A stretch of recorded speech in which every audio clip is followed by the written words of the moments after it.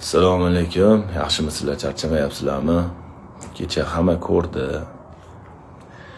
Biz xohlagan narsa bo'lmadi. Biz plan qilib, buni qilamiz, uni qilamiz degandik. Allohning rejasini oldida biz rejalarimiz hech narsa emas. Hammasi yaxshilikka. Alloh bundan keyin nima bo'lishini biladi. O'shaning uchun bizga xohlamaydi, sinovga soladi yaxshi ko'rgan bandasini. Bu yutquzuq emas, chunki yutib turgan, urib turgan joyimizda prosta tiyib ketib qoldi, xolos udar mana shetimga. Mana shu udar meni yiqitib yubordi. Yiqilgan paytimda oyog'imga yuk tushib, oyog'imni ham sindirib oldi.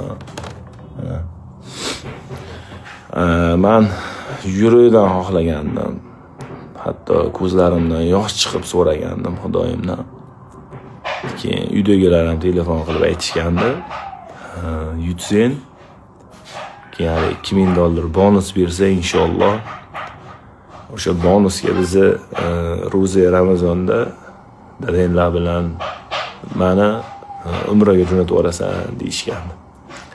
Xudo xolasa akkaunt qilib yutsam $2000 xudo xolasa uydagilarni umraga jo'nataman deb juda ham xohlagandim. Nasib.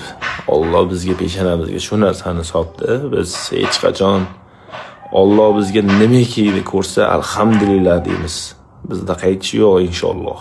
Yana ham kuchli bo'lib qaytamiz. Doktorlar xudo xolasa bugun javob berishdi, uyga kelib oldim. Xudo xolasa lecheniyalarni olib, yana ham kuchli bo'lib, xudo xolasa ibodatlarni yana ham kuchaytirib qaytamiz. Hammaga kattagon rahmat. Alloh rozi bo'lsin. Sizlarni xudo xolasa juda ham xursand qilaman. Bilaman, mendan juda ham ko'p narsani xohlaysizlar. Yutishimni, sizlarni xursand qilishimni.